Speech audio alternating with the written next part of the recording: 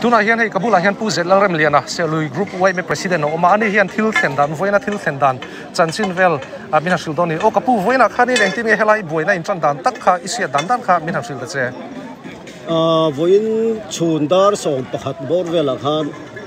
vaireng tu wan VCP ne na tungin khol dong mo chuta chuan otostana putlai in hun kan the lai khan assam police ho tam takan on chho tin nge mo kan ti don le chuk thapo tang u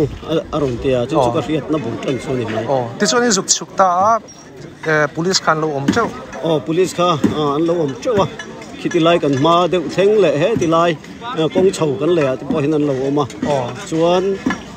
a hria kan tlan thanga la chuan thalai som thum som level chu kan om manang chuta chuan vai si pai ho ne khang anin nor ta kanin vota an chu ti khan bo ruak al chho zela chu tiang chu thil than na ani hel kan nom na bul hi Mizoram police in bul na kha anita atiro ti chuan in hemi hian ron pel chho ti na ni mo pel chho o khi ti lai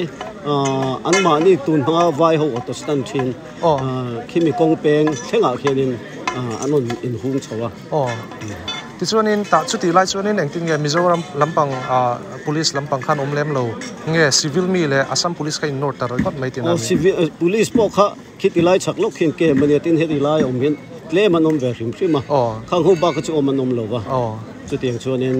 anin tam ne mai ni ti chuan in nor transi a kha daring zat bor velang en ya chundar som pani asana kha ka lo en lo dar som pani taladar khatin kar bor vel ni ka ta chuan Assam police le Mizoram civil mi vaireng te mi le sa te kha in nor ta tin ani mo om zia chuan ole ti chuan in nora engtin ge ni ta khanin hiam tuar na deu te no mem nong ani lama ni kha ke ni zo khen kan be mo kan vua kan in to nga chuta thine na tuar ta lawa kan in to nga man ro kan nei ang kan tiang ten kan won ni chunin dang ringo tamin be let lo an tok ta ni hian kan thata zela ti chuan an mani lampang chu civil min om vem civil min om lo police vek an ni ti chuan in hei tiang ang hi han keng deuh fur hom kan mu kha kha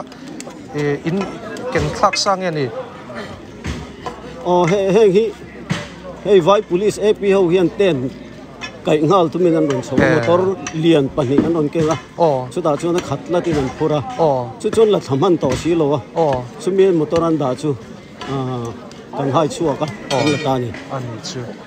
khilaya khian buk ron so lan tuma chu chu in nor le tin ani ber ni mo om zia chu ti lai mai ba ka he ti lai kan kong lai chho no pang bo na lam pang chho na kha tin la mi pui chon kan thiam mai om me ti lama chawa ten kai te ko khan tum ding la ma engani bo ruak hi kalzel dan tu hi asiat thiam thei che lowa engti om zel nge ruam man na deu te siam to te in nei an tu na away me ang zong te in mo tu na chuan eng man soi lok the om lo mo kan police se khon in bia anin biak na khu kan ngai changa anin berem theilo ni chuan atu langang in civil mi te chu kan che mai nga police po an rem phia tang in an che mai tong chu ti hi kan ngai dan ni helai huna chuan la om ria helaya thei anga helai hun la hum him chu civil mi te chonin tum mek helai chau po ni lovin tu na vai si pai hoin men lu asan Mizoram na kan sak Mizoram sarkar ina sak jong khulak thak le vet kan tu chu tu na helaya mi kan nu kan mi so anita so mizo min han sil fe sak le lo la so lai so ka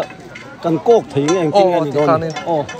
sot lai pani pia lama son athang ruama khuan awma athang tlanga khon khu ti lai khon lo om boka mo chu Mizoram sak Mizoram ina ni kuma kan buai nuwa kan sak vek khani ha chung chu lak thak le vek tu na hen kan tu ani chu tu na so Assam sipai in min lua sak ani mo so eng tik thleng nge Mizoram kan lua le kan la lua achi lo kan same kan ni ani chu arwak kha ti so ron lua ta ni mo Assam lampang ole along ome hun patak mai min pe adu sakna in kalzena tura po kan hlan hal chu ani